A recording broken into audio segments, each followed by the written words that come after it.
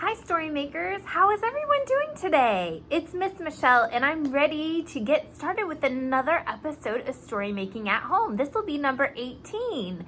I'm so excited about playing with the sensory materials today and making our own small worlds all week long. I am really excited about some of the ideas that we're coming up with here and that you're doing in your own learning environments too and at home, okay? So let's get ready to, that's right, imagine it is time for our mini lesson.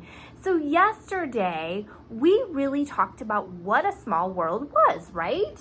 We looked at the book Mechanicals and that gave us some inspiration about who could live in our small world, right? And came up with animals and reptiles, dinosaurs, and people. And so I had some great things making here with the metal materials, just like we saw in Mechanicals. Well, then to make a small world, you have to have two things: the people who live there, or the characters that live there, but then you have to think about what kind of landscape or home that they lived in.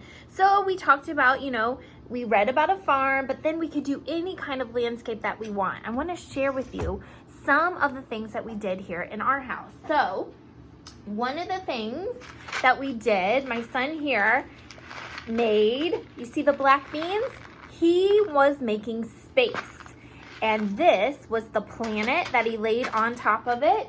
And this became a tiger. And then he had another spaceman character. That I don't know what happened to, but we'll look for that in a minute. And then another thing that we were doing, I had little split peas. And in the split peas habitat, you see, it's like grass, just representing grass. And then I have this little character of a bunny. See that? And then we had another tiger character going on here in grass. So if you use sand or paper or Play-Doh even as a base, those are all great things to build the landscape or the ground of what your small world is going to be with. And of course, fun with small world is that we get to play, right? We get to put our hands in this cool sensory stuff and we get to interact with our characters. Like this bunny, we were making them hop and do all kinds of things. But today, we need to grow our understanding of how to be better story makers, writers, and even the creators of small worlds by doing this. We will imagine making our small worlds better by adding setting details to elaborate our stories and ideas. And elaboration is a big part of getting better at making projects, making small worlds, and also making stories. So for inspiration, we're just going to listen to a little bit of this book called Up in the Garden, Down in the Dirt by Kate Messner.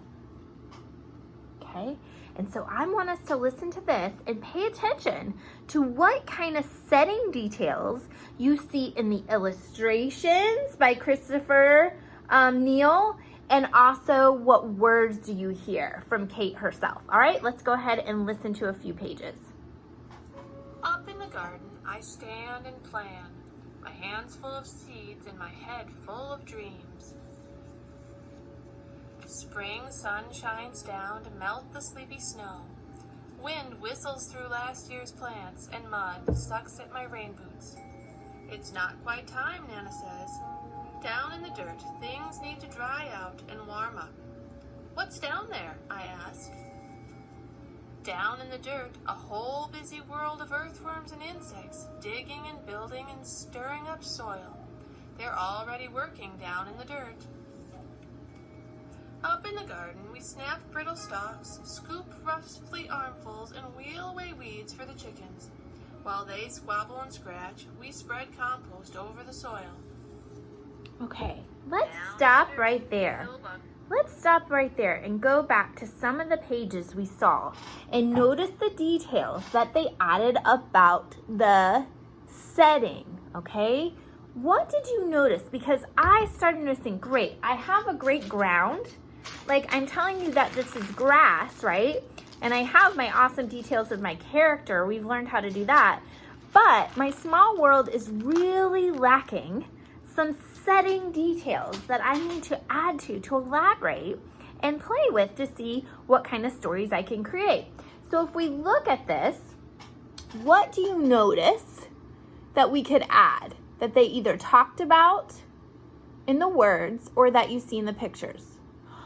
Oh, I heard someone said plants, right? We could have all different kinds of living. We know that this is in a garden, but we see different types of flowers. We saw different types of trees, but we could really add details of plants. I'm gonna label that right on the picture. Okay, so very good. We had different types of plants happening all around, okay? We have a labeled picture. What else do you notice?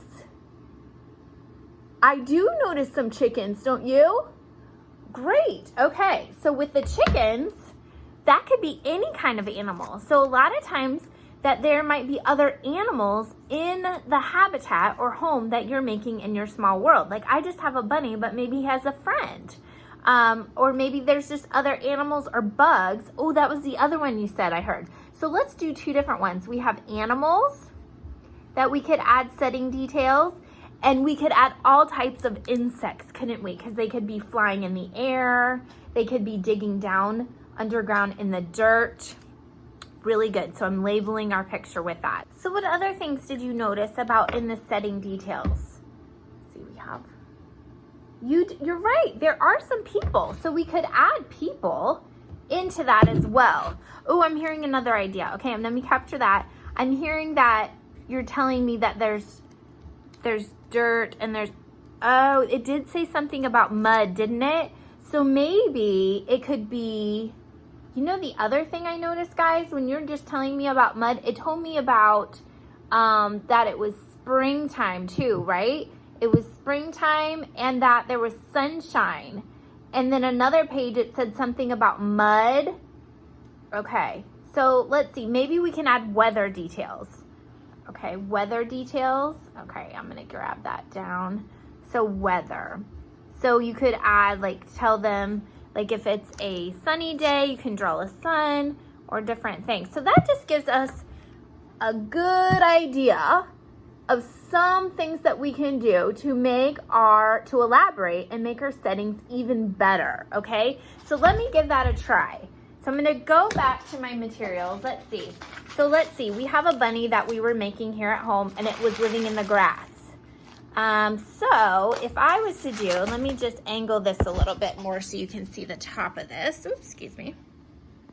Let me just angle this so you can see the top of this.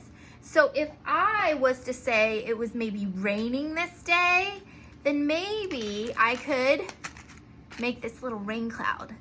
And then maybe it started to get a little muddy, right?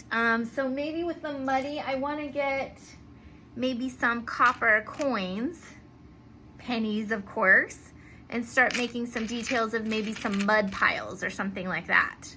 Okay, so I can go on and on. I can make, I think, different, excuse me. I can go on and maybe I can make different trees. Yeah, because it's holding, that's a good idea. I think I'll make a tree too, because the bunny is holding a certain kind of fruit here, but I don't have any bushes. Oh my goodness, I need to add a bush. Okay, I have an idea. I already have my imaginations going, and I need to get to playing and making, which I'm sure you are too.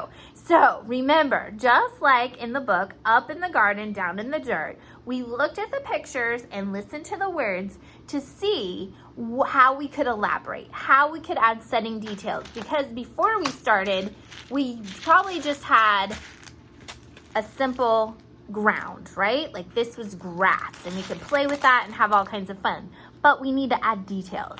So think about what kind of details you want to use and search for those metal materials to add weather details, or what did it look like on the ground? Was there mud? Was there bushes? Were there trees? Were there bugs? Think about all those different things we studied in the illustration. And then you are going to play and make your small world stories and ideas even better. Oh, that's going to be so much fun. Okay, so everybody, remember to press pause. What are you going to do after you press pause? You're going to play and make, and today you're going to add what kind of details? Setting details, and then you're going to pause. And what's the last thing you do before you end your story making for the day? You share, that's right. You have a maker talk and you share all the ways that we have learned. You definitely have choice, but what are you always gonna do? You're gonna share with Miss Michelle and the whole story making community. So take a picture and upload it to our StoryMakers Facebook page to share with all. Thank you, and I'll see you tomorrow. Bye-bye.